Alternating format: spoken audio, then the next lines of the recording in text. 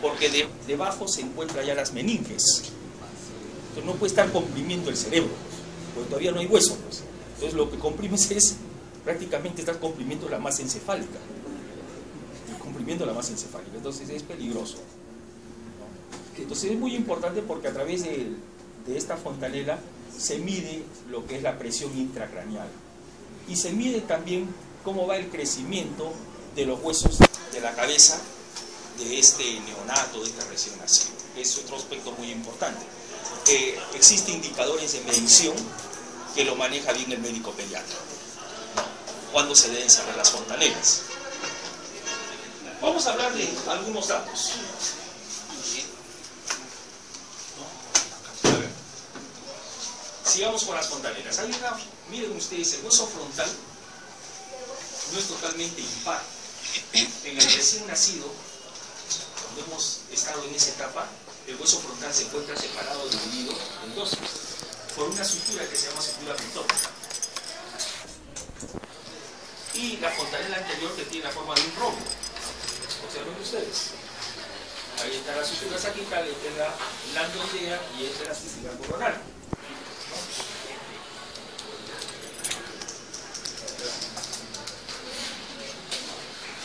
Hablando de fontanelas, las fontanelas, generalmente la fontanela anterior se está cerrando entre un año, año y medio. Las demás fontanelas se cierran en un año. La que dura más en adelante, las demás se cierran al año. Pero está relacionada generalmente a lo que es un niño normal,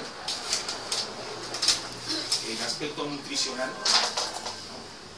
y también cómo está tu crecimiento en relación si has tenido algún tipo de antecedente en el momento del parto. Eso es muy importante. Bien, entonces no olvidemos, fontanelas son membranas que cubren los huesos del cráneo, y las suturas son las líneas de articulación que se encuentran entre uno y otro hueso del cráneo. Las suturas están en el adulto, las fontanelas se ubican en el recién nacido. ¿En qué se asemeja? ¿Qué se encuentra entre los huesos del cráneo? ¿En qué se diferencia? Que las fontanelas están en el recién nacido y las suturas están ya en un cráneo totalmente, con suturas osificadas, soldadas. Bien, estos son los músculos mímicos, músculos faciales, músculos, se podría decir, de los diferentes estados anímicos que la persona pasa. Frontal orbicular de los ojos. Aquí tenemos dos grupos de músculos que vienen a ser esfinterianos. Le llamamos esfinterianos porque ocluyen y abren. Ocluir significa cerrar. Cierran y abren. Caso, por ejemplo, el orbicular de los ojos y el orbicular de los labios. Ambos abren y cierran. Luego tenemos los músculos que se encuentran a nivel de la nariz, como es el transverso de la nariz, músculo que comprime o estrecha las fosas nasales, se encuentra en el ala de la nariz, elevador del labio superior, encargado de llevar hacia arriba el labio superior. Los cigomáticos. Los cigomáticos son dos músculos que van desde el hueso malar hacia el labio superior. El cigomático mayor va desde el hueso malar hacia la comisura labial, y el cigomático menor se encuentra desde el hueso malar hacia el labio superior. Ambos cigomáticos lo que hacen es llevar la comisura labial hacia atrás y hacia arriba. Es decir, que van a cumplir una función en lo que viene a ser la risa, el acto de reír. Luego tenemos el músculo buccinador, músculo muy importante que participa en el acto de soplar, porque incrementa el diámetro transverso de la boca. Tenemos el rizorio de Santorini, músculo que va desde la comisura labial hacia el músculo macetero. Este rizorio de Santorini lo que va a hacer es la comisura labial llevarla hacia atrás, y también participa en el acto de reír.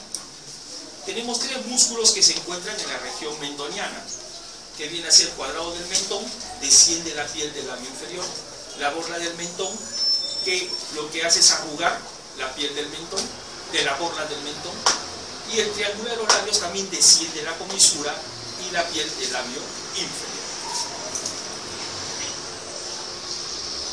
Músculos supra e infraioideos se denominan así porque tienen en común un hueso que les da la inserción, que viene a ser hueso ioides. Son 4 supraioideos y 4 infraioideos. Entre los supraioideos tenemos al músculo miloioideo,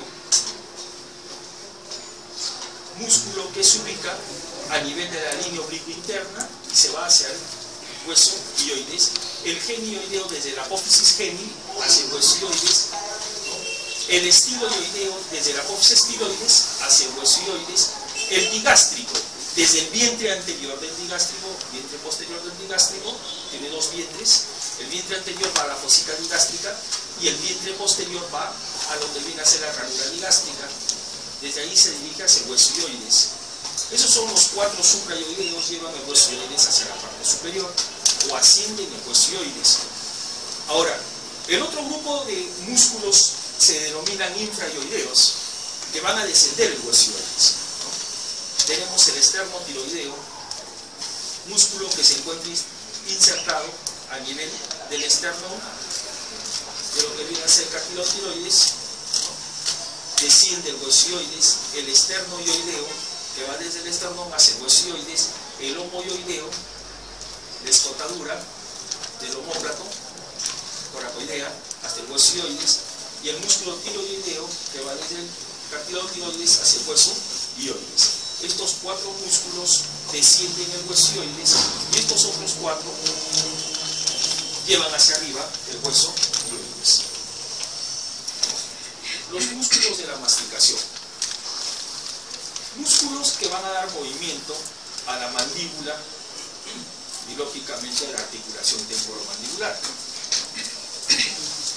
El músculo temporal y el músculo macetero son los 2 músculos más potentes que tenemos en lo que corresponde al cierre. Hacen lo que viene a ser la elevación de la mandíbula.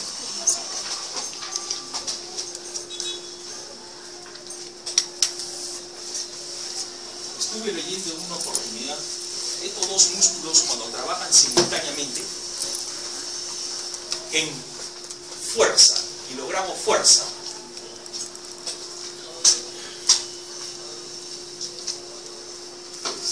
kilogramos fuerza, es la que aplican los 2 músculos cuando sinérgicamente actúan.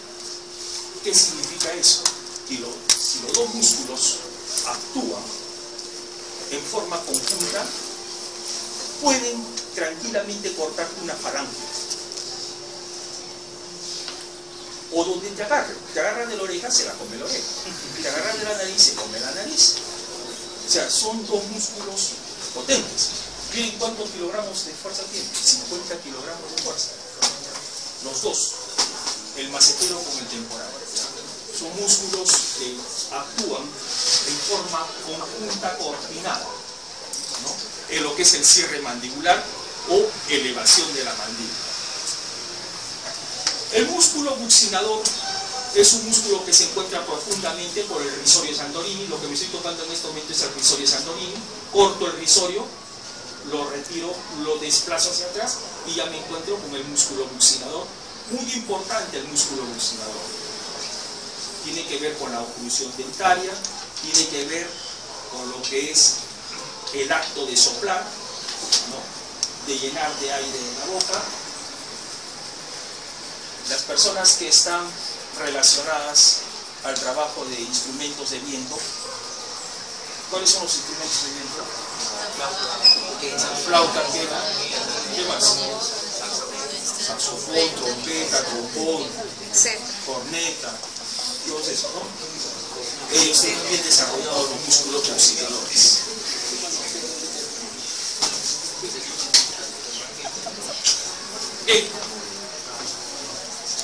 Aquí hay otro músculo que viene a ser el músculo pterigoideo externo. El músculo pterigoideo externo realiza 2 funciones. Cuando actúan los 2 pterigoideos externos, llevan la mandíbula hacia adelante. El llevar la mandíbula hacia adelante se llama protrusión. Ahí estás protruyendo. Es gracias a los dos pterigoideos externos. Pero cuando actúa uno solo, hace el movimiento de diducción o lateralidad. Lateralizas en forma hacia el lado derecho o lateralizas hacia el lado izquierdo. ¿Qué es lo que hace, por ejemplo, en la lateralidad izquierda? Estoy lateralizando izquierda.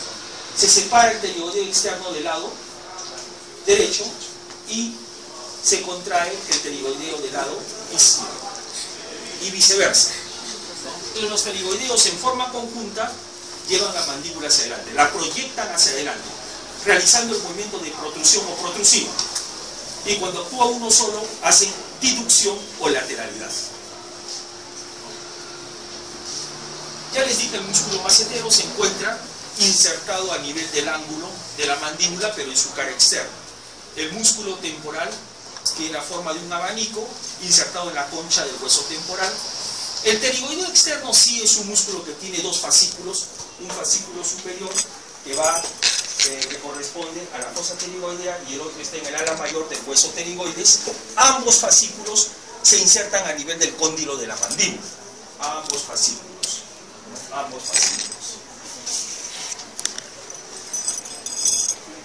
Tenemos otro pterigoideo que es el pterigoideo interno.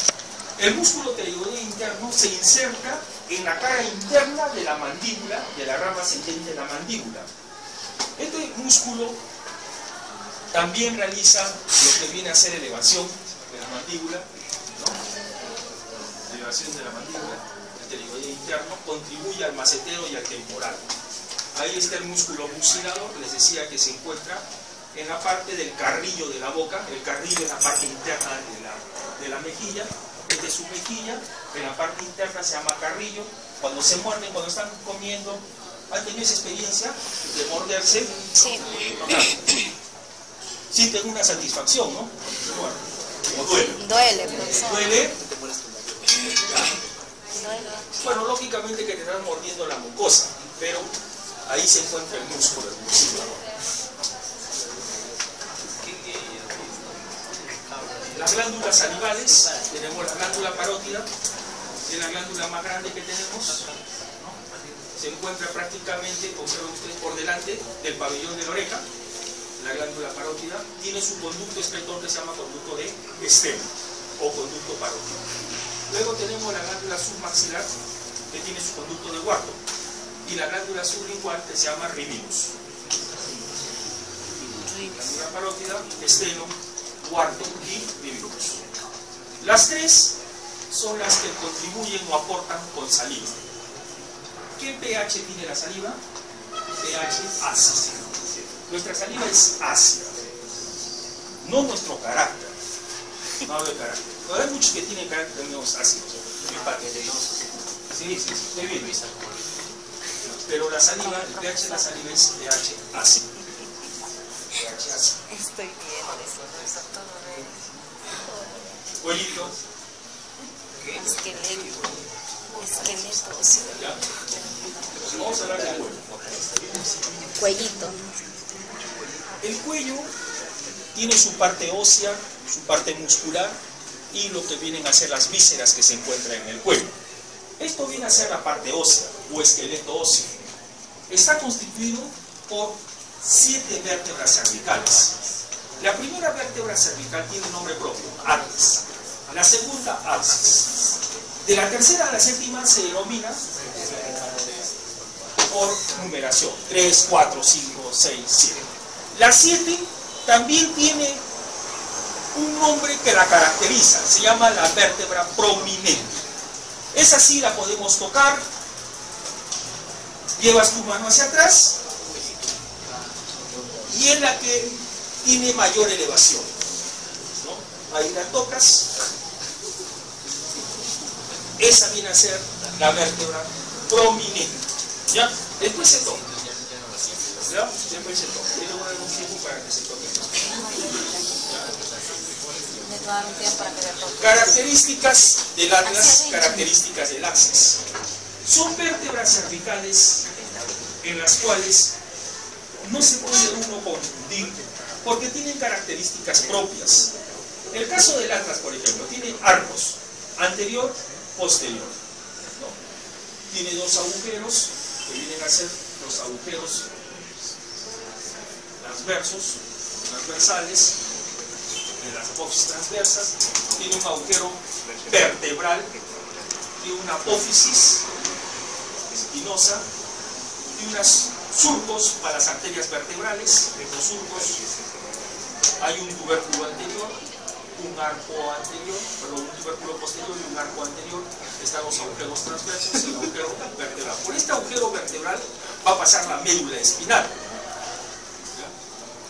Y en estas facetas articulares o carillas articulares es con los que se va a articular los cóndilos de la mandíbula, los cóndilos de lo que corresponde el hueso occipital, los cóndilos del hueso occipital. Le decía que el hueso occipital tenía unos cóndilos, agujeros condilos anteriores y agujeros condilos posteriores, ¿no?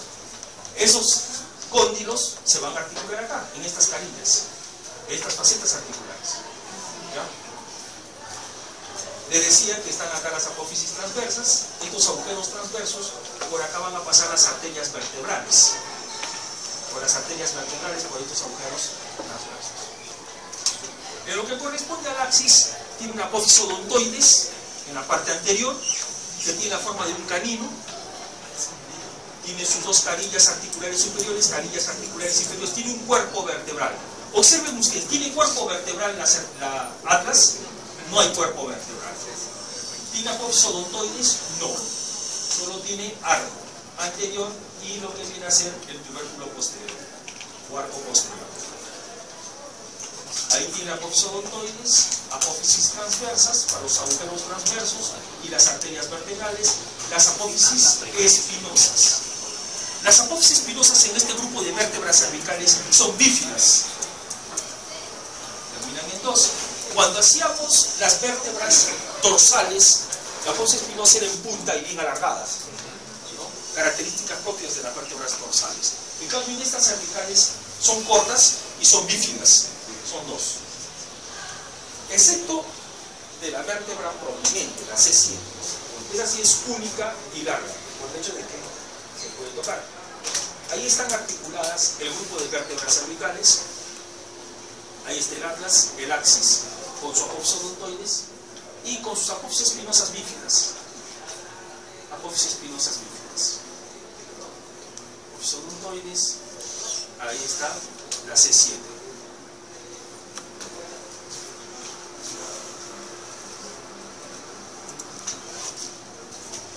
Le voy a dar un dato.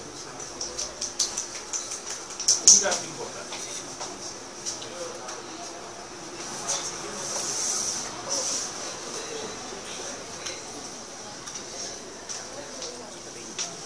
Observen ustedes en estas personas. Todas tienen apófisis transversas y agujeros transversos. Las 7 vértebras cervicales. Pero las arterias vertebrales que pasan por los agujeros transversos solo ingresan desde la C6 hasta la C1. A la C7, es decir, a la vértebra prominente, no ingresan las arterias vertebrales. Es decir, las arterias vertebrales ingresan por los agujeros transversos de la C6, 5, 4, 3, 2, 1. La C7 no participa en las arterias vertebrales, no ingresan a sus agujeros transversos. ¿Tener presente eso? ¿Por qué, profesor? ¿Qué? ¿Por qué? ¿Cuál es la particularidad? De que las arterias vertebrales, cuando giran y hacen la curvatura, lo hacen en la parte más alta. O sea, prácticamente, cuando hacen este giro, porque nacen de la arteria subclavia, cuando hacen este giro, lo hacen por encima de la C7, la curvatura, el giro. Si lo hacen por debajo, prácticamente entraría. Pero son estructuras anatómicas que no se pueden modificar, pues. La curvatura lo hacen por encima de la C7. Es decir, lo que hacen es esto, ingresan así. Que si entrarían por debajo, entraría la C7. Pero no, lo hace por encima. Entonces, en otras palabras, la puentea, las arterias vertebrales puentean a la C7, por encima más. Ese es el tema. Lógicamente dice que no es la mano humana, pero que han dicho eso, ¿no? No tenemos que ver nada aquí nosotros, ya eso ya es parte de la creación.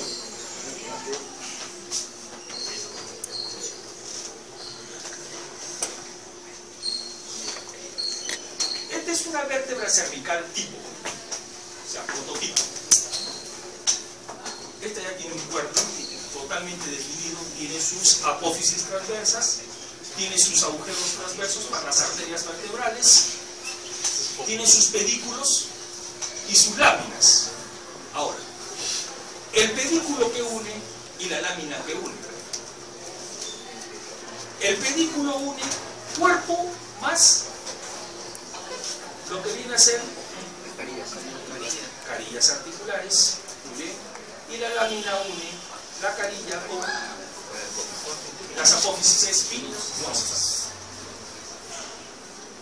Tenemos el agujero vertebral para la médula espinal, el cuerpo, los agujeros para las arterias vertebrales, las carillas articulares superiores o facetas articulares superiores e inferiores. Bien, ahí están las arterias vertebrales.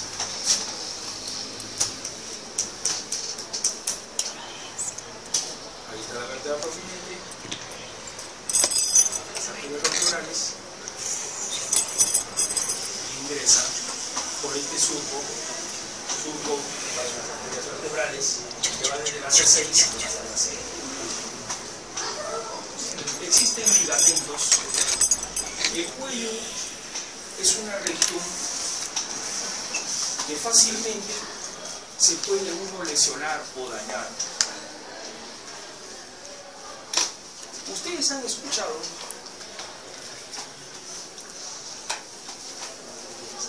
el síndrome del latigazo. El síndrome del latigazo es este, miren ustedes. Ustedes están viajando en el auto con el cinturón de seguridad. Está manejando, tú estás al lado de él, está manejando el piloto y de pronto se atraviesa un imprudente, por no decir otra palabra. Frenas y haces esto. Y al haber hecho eso, te puedes romper los ligamentos del cuello. Ese es el síndrome del latigazo, que lógicamente que yo lo he hecho muy despacio, ¿no? Pero imagínate, tú vienes superando los 80 kilómetros por hora y una frenada, tu cuerpo se va hacia el parabrisas.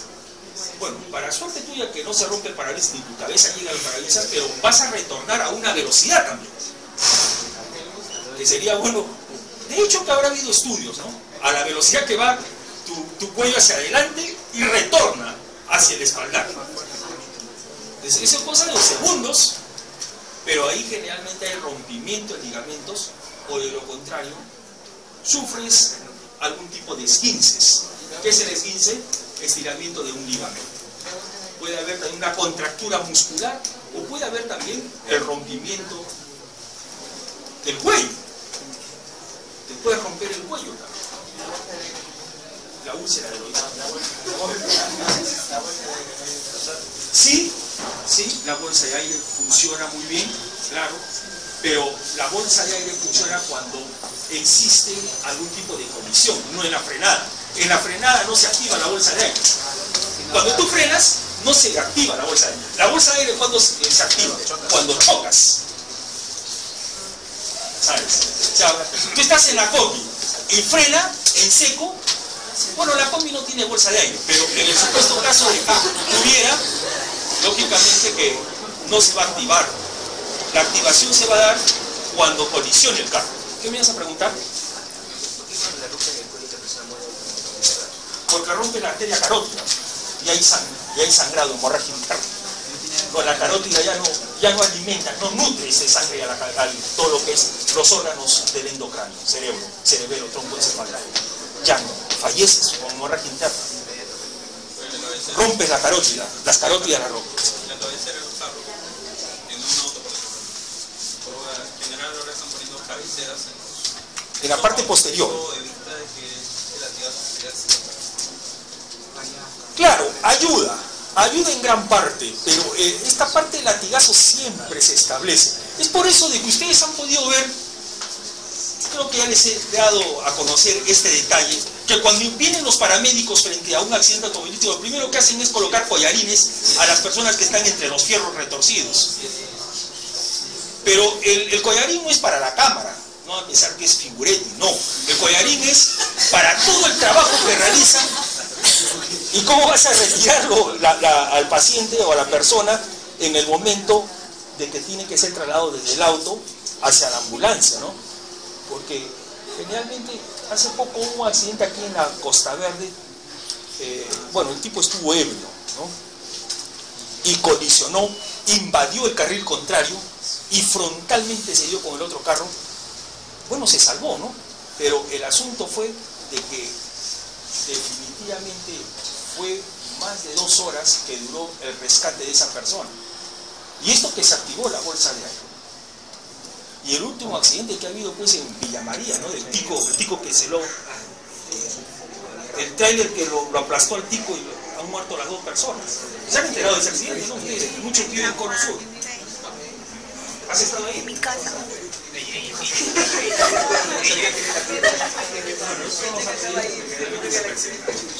Bien, entonces los ligamentos tenemos una membrana pictoria que va desde el hueso occipital hacia la C7, se encuentra internamente la membrana. Hay un ligamento longitudinal posterior que va uniendo todas las vértebras cervicales. Hay un ligamento cruciforme que se encuentra entre el hueso occipital y el atlas y el axis. Este es el ligamento longitudinal, este es el ligamento cruciforme. El ligamento cruciforme. Ahora, la apófisis odontoides, los ligamentos alares, ligamento de la apófisis odontoides, ligamentos alares, que son 2 y que fijan lateralmente lo que viene a ser la apófisis odontoides. Lo que viene a ser los músculos del cuello, tenemos al músculo platísimo, que es un músculo delgado que se encuentra por debajo de la piel. No toques ni acá. Se encuentra insertado a nivel del cuerpo mandibular y se va hasta la cara superior de la clavícula. Músculos que encontramos el esternocleidomastoideo, que participa en lo que es los movimientos del cuello, tanto lo que es flexión, extensión y los movimientos laterales. El músculo del espleno, el músculo del cuello, realiza los movimientos también de rotación de la cabeza. El elevador de la escápula o angular de la escápula que va hacia arriba de la escápula. El músculo trapecio, elevador del muñón del hombro. Los escalenos son músculos que participan en lo que es la fisiología, respiración, elevan las costillas, los escalenos, tanto el anterior, medio y posterior. El músculo tiroideo, músculos infrayoideos, el homoyoideo, el esternoyoideo y el esternotiroideo. El esternocleidomastoideo sí es un músculo del cuello, que va desde la apófisis mastoides hacia el manubrio de la esternón. Músculos que se encuentran en la región posterior, en la región prevertebral. Tenemos el área de la cabeza, el recto anterior de la cabeza y los rectos laterales de la cabeza. Los músculos largos del cuello, estos músculos prácticamente abarcan todas las vértebras cervicales. Y bueno, en las partes laterales vamos a encontrar los escalenos, anterior, medio y posterior. Venas del cuello. En las venas vamos a encontrar lo que corresponde a las venas yugulares, la yugular interna. A ver, les voy a dar unos datos por acá para que tomen nota. De aquí salen las preguntas. Voy a ir para allá. Siéntate ya, para que... Sí, Ana con... Aviso, el grupo que voy a poner ahora en la mañana dispone la carne. Aviso. Vena yugular interna. Está formada por estas venas. ¿Ya? Es bien fácil el nombre. ¿Ya?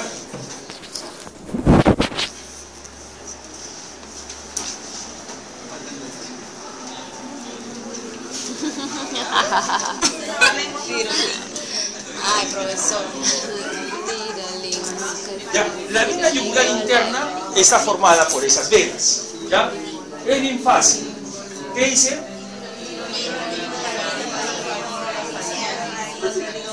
A ver, voy a poner en prueba entonces su conocimiento. ¿Qué vena será esta? Esta, lingual.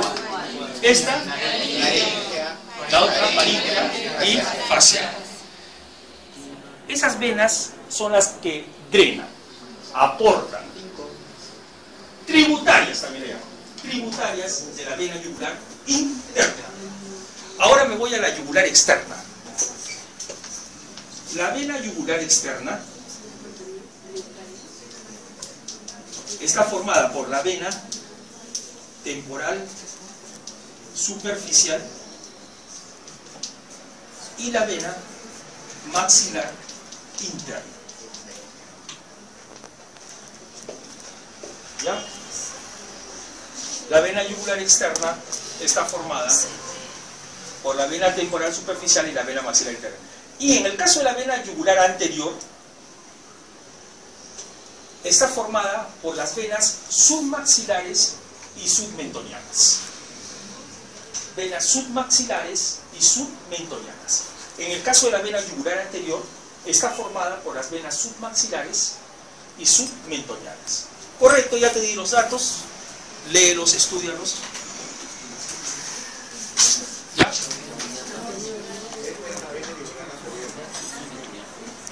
Bien. Nervios del cuello. Ahí tenemos al nervio hipogloso. Si observan el nervio hipogloso en el cuello, tenemos una apreciación clara. El hipogloso es el nervio que va a ir a dar inervación a los músculos de la lengua.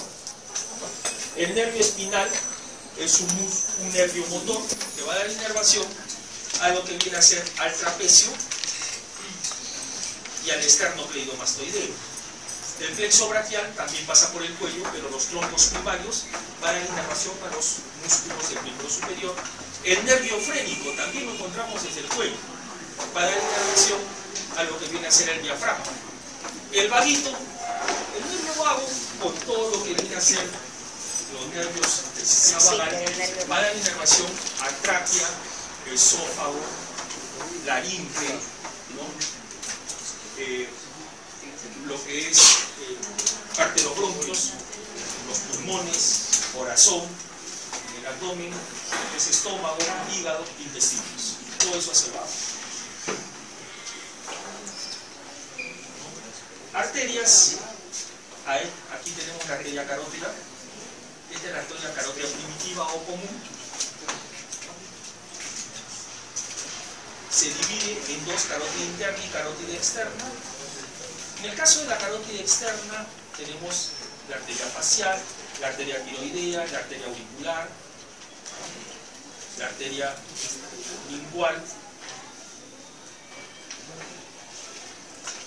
En el caso de la arteria, sus dos ramas terminales de la arteria carótida externa, la temporal y la arteria maxilar interna, que se encuentra ahí en la fosa cigomática.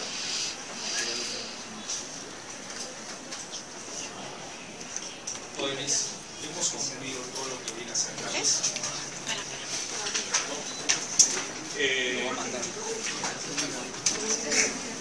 Déjame ahí, porque de repente va a hablar. El tema es el siguiente. Queda pendiente lo que es neuroanatomía. ¿Ya? Les recomiendo lo siguiente. ¿Han traído el cráneo? ¿Qué les digo? ¿Han traído cráneo? O cabeza ósea. En la cabeza ósea consideramos lo que viene a ser la calota, la base y la mandíbula. Ahora, existen dos grupos de huesos en esta cabeza ósea. Los huesos que se encuentran en la cara se denominan huesos del viscerocráneo, que son del número de 14. Y los huesos que se encuentran en el cráneo, propiamente dicho, que se denomina el neurocráneo, son el número 8. Vamos a hablar de los del viscerocráneo. Está subdividido en huesos pares y en huesos impares. Estos vienen a ser los huesos nasales o huesos propios de la nariz. Se encuentran por debajo del hueso frontal. Ahí está. Que ustedes mismos se lo pueden tocar. La nariz, o toda la estructura y la anatomía de la nariz, está constituida por hueso y cartílago. Hueso es muy corto, es prácticamente lo que se encuentra en la parte superior de la nariz. Ahí están los huesos propios. Y lo que es movible, lo que se mueve en el vértice de la nariz, todos son cartílagos nasales que forman el ala de la nariz, a la derecha, a la izquierda, divididos por el tabique nasal. Eso vamos a verlo más adelante, ¿no? Luego tenemos los huesos lagrimales. Los huesos lagrimales o unguis son huesos pares que se encuentran en el ángulo interno. En el ángulo interno, ¿no? Luego tenemos los cornetes inferiores. Estos cornetes inferiores se encuentran dentro de las fosas nasales, pero en las partes laterales de las fosas nasales. Los huesos cigomáticos vienen a ser los que van a formar los pómulos, los cigomáticos. Los huesos palatinos que se encuentran en el paladar. Pero el paladar está constituido por los huesos maxilares, que es gran parte del maxilar o del paladar, y lo que viene a ser los huesos palatinos son dos láminas horizontales que se encuentran bien atrás. Entonces, el paladar tiene lo que corresponde las porciones palatinas del hueso maxilar y los huesos palatinos propiamente dicho que se encuentran en la parte posterior, que tiene la forma de dos láminas horizontales. En lo que corresponde a los impares tenemos el vómer. El hueso vómer se encuentra en la parte de atrás de las fosas nasales, y la mandíbula, que es el único hueso movible que se encuentra en el tercio inferior de la cara, la mandíbula. Antiguamente se hablaba de maxilar superior y maxilar inferior. Hace aproximadamente 10 años o algo más, 12, ya no se habla de maxilares. Ahora se habla de maxilar propiamente dicho, que corresponde al superior, y a la mandíbula, que corresponde al inferior. Entonces, cuando uno habla referencia o hace referencia de maxilar, no, estoy refiriéndome al superior, y mandíbula al inferior. Bien, eso es viscerocráneo, 14 huesos. Neurocráneo, 8. Son huesos que forman la bóveda. Ahí está el frontal, 1. El hueso etmoides, que está internamente. El hueso etmoides. El esfenoides, ahí está el esfenoides. Esto viene a ser el esfenoides. Es un hueso que tiene la forma de un murciélago, con sus dos alas. El hueso occipital, que se encuentra en la parte posterior. Esos son impares. Los pares, los huesos parietales, que forman la bóveda, y los huesos temporales, que se encuentran en las partes laterales del cráneo. ¿Qué capacidad tiene? 1201 kilo, 1200 centímetros cúbicos. Se encuentra. El órgano de mayor volumen viene a ser el cerebro. El cerebro también, un promedio 1 kilo.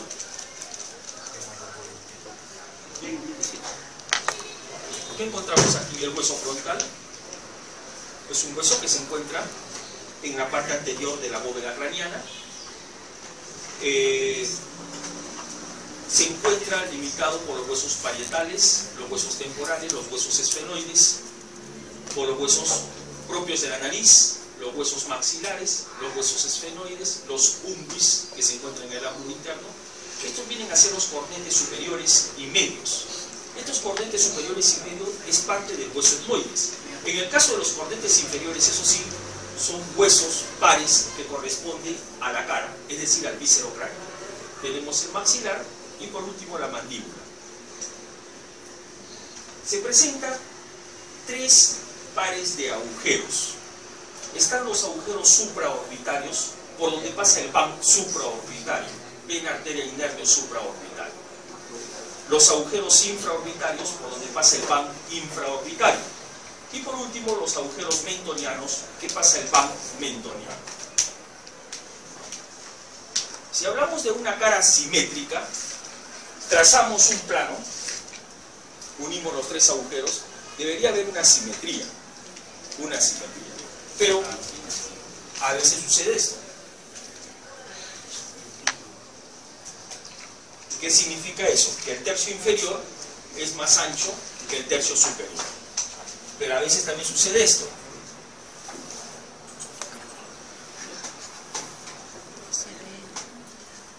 El tercio superior es amplio y ancho y el tercio inferior es estrecho. Entonces, hay tres tipos de, podría decir, de cráneos, ¿no? Los dolicocéfalos, cráneo largo, los mesocéfalos, que tienen los dos segmentos similares, y lo que es los braquicéfalos, que tienen el eje transverso más ancho, ¿no? Entonces, eso referente a lo que es las formas.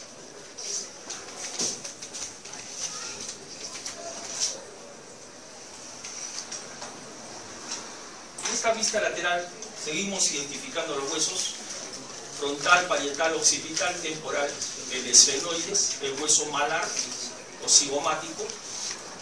Ahí están los huesos maxilares, la mandíbula. Esto viene a ser la articulación temporomandibular, que viene a ser la articulación del cóndilo con la cavidad glenoidea del hueso temporal. Esto viene a ser la apófisis mastoides y la apófisis estiloides. Estas dos apófisis, mastoides y estiloides, son estructuras que se encuentran en el hueso temporal. Ahí está el agujero auditivo externo, por detrás de la articulación temporomandibular. Esto es lo que tenemos que estudiar, los contenidos de cada agujero. Entonces, el objetivo es poder conocer cada uno de los agujeros que se encuentran en la base del cráneo y cuál es el contenido, qué es lo que sucede. Por cada agujero pasa una arteria, una vena y un nervio. Entonces, ese contenido lo vamos a estudiar. ¿Ya? Bien, empezamos con lo que viene a ser el nervio olfatorio, que es el primer par craneal. Este nervio olfatorio pasa por la lámina cribosa, que se encuentra aquí. Las dos cintillas olfatorias pasan por la lámina cribosa. El número 2 viene a ser el nervio óptico. Pasa por los agujeros ópticos, el nervio óptico.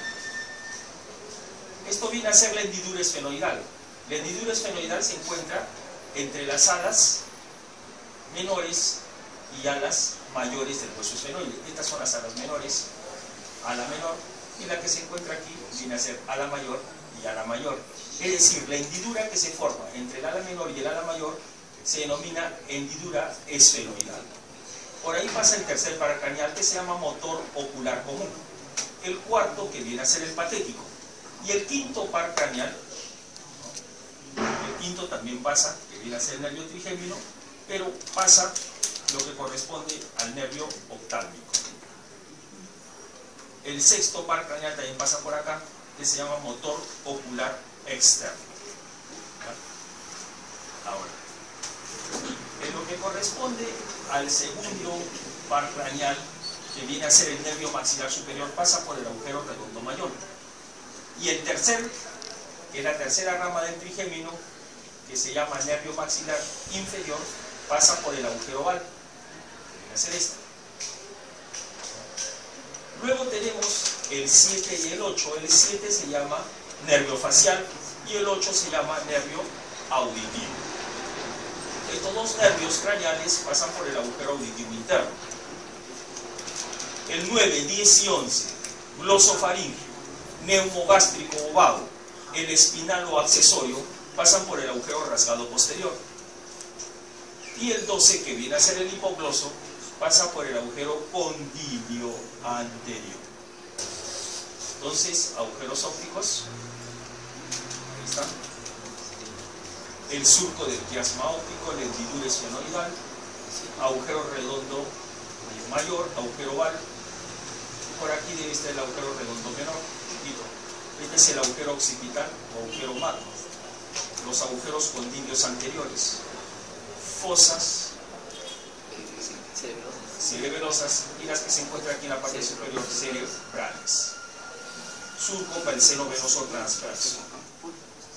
Vasos intracerebrales.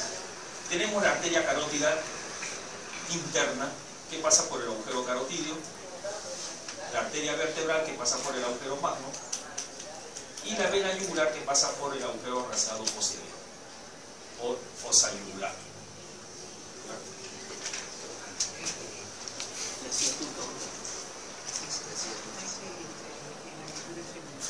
Esta viene a ser la silla turca o la fosa hipoficial. Este es un corte sagital que se ha hecho al cráneo. Este viene a ser hueso etmoides. Todo esto viene a ser hueso etmoides. Esto se llama cresta de gallo o crista galli. El seno frontal. La silla turca, el seno esfenoidal, hueso esfenoides, hueso temporal, hueso frontal, hueso parietal, hueso occipital. Ahí está el bómer, el hueso etmoides, el maxilar. Esto viene a ser las porciones maxilares y esto viene a ser la porción palatina.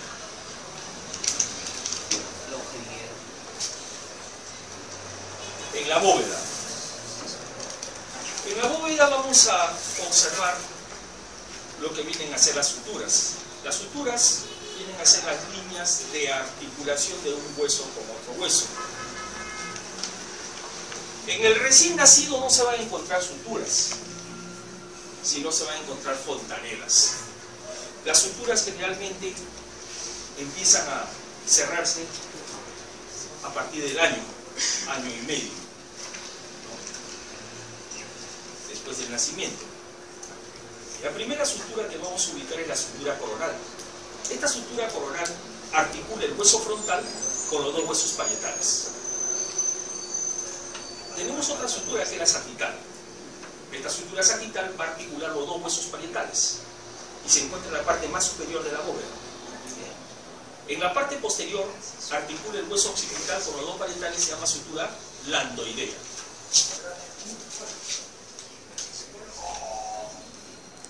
En la anterior diapositiva vimos la cara externa de la bóveda. En la cara interna se encuentra el surco para el seno venoso sagital. Esto viene a ser la sutura landoidea.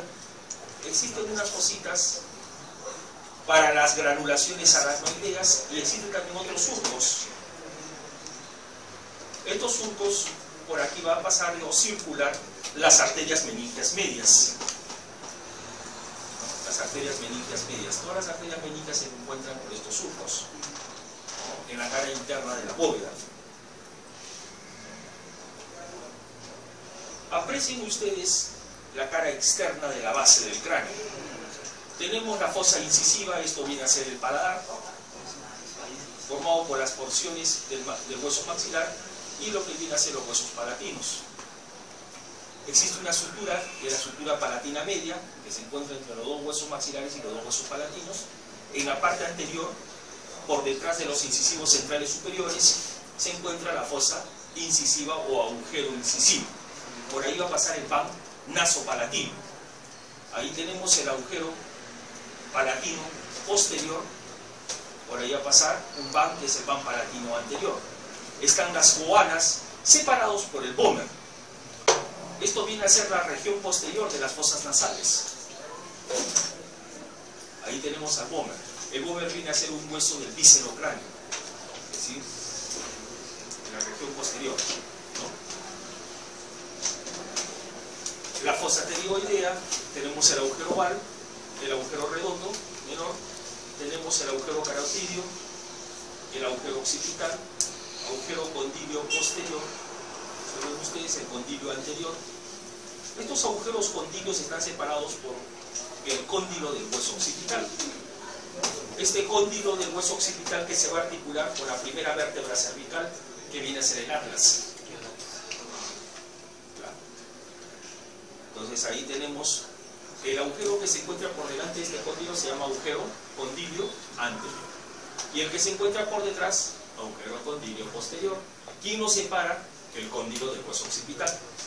Luego tenemos esta línea nucal, desde aquí se inicia la nuca, hay un ligamento nucal que se encuentra en la región posterior, que se extiende hasta la séptima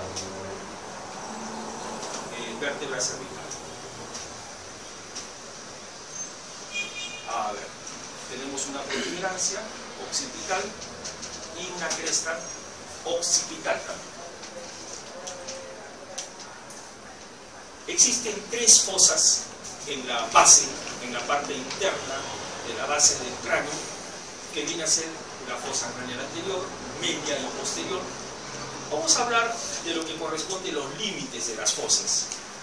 La fosa craneal anterior se encuentra limitada desde el diploe, es decir, desde la tabla del hueso frontal, hasta el ala menor del hueso esfenoides. Eso viene a ser la fosa craneal anterior. La craneal media se encuentra desde el ala menor del hueso esfenoides hasta el surco petroso superior del peñasco del hueso temporal. Y la fosa craneal posterior va desde el surco petroso superior del hueso peñasco hasta el seno venoso transverso. Hasta ahí se extiende la fosa craneal posterior.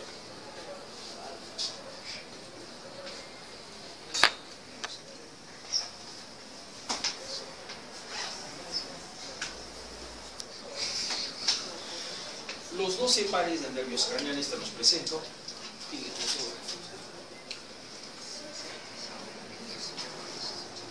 Esos tienen que conocerlo como las tablas de multiplicar. Si te has olvidado las tablas de multiplicar, estudia las tablas de multiplicar y estudia los nervios craneales. Porque tienes que conocerlos. Definitivamente. El alumno que no conoce los nervios craneales, ya saben la recompensa que van a recibir. Hay que conocer los nervios craneales. Entonces,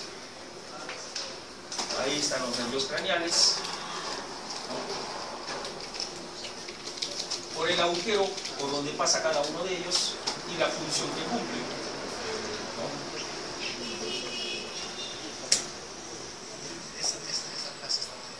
El olfatorio óptico, el motor ocular común, el patético. El trigémino tiene 3 ramas, es el único nervio que tiene 3 ramas.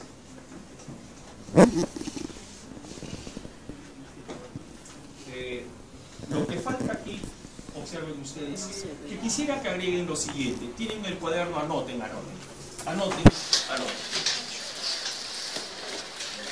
Van a colocar la función que cumple cada nervio, es decir, si tiene función sensitiva, función motora o función mixta, ¿ya? Entonces, eso yo les voy a agregar en este momento, ¿ya?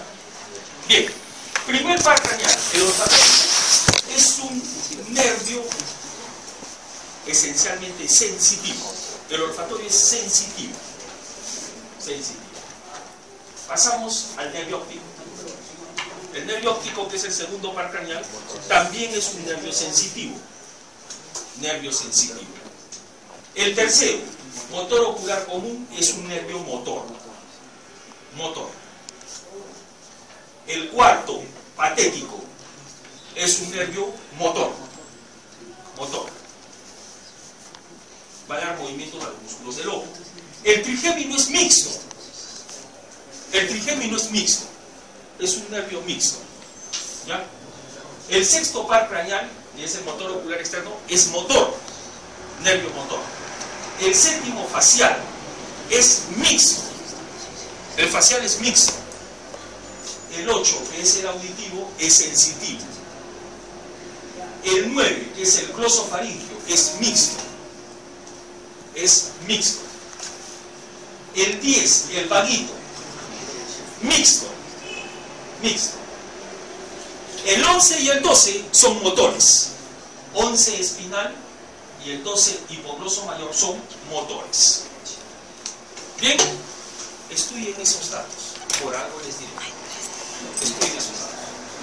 ¿Ya? Entonces, a estudiar bien los nervios craneales, que es muy importante. Pasa.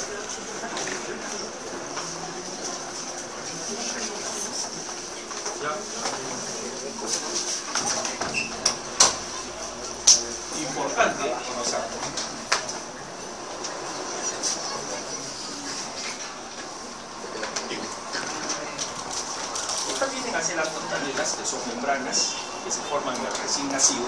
En cráneos del recién nacido vamos a encontrar estas fontanelas. Como verán, si comparamos las fontanelas con las suturas, ambas se encuentran entre los huesos del cráneo, definitivamente, pero las suturas ya es un hueso totalmente osificado, es un hueso que está totalmente soldado. Aquí no, acá hay una separación, observen ustedes. Existe una separación, es un cráneo de un recién nacido y presenta 4 fontanelas. La fontanela anterior, que se ubica entre el hueso frontal y los huesos parietales. La posterior, que se ubica entre los huesos parietales y el hueso occipital. La fontanela esfenoidal, que se encuentra en las partes laterales del cráneo. Aquí sí convergen 3 huesos, lo que viene a ser el frontal, el parietal y el esfenoides. Y en lo que corresponde a la fontanela mastoidea también van a converger 3 huesos temporales. Entonces, esta fontanela es la que generalmente llama la atención. Cuando ustedes están frente a un recién nacido, tiene pocos meses de haber nacido, lo que siempre hacen es tocar la parte de adelante, que no deben de hacerlo, pero siempre les pica la mano.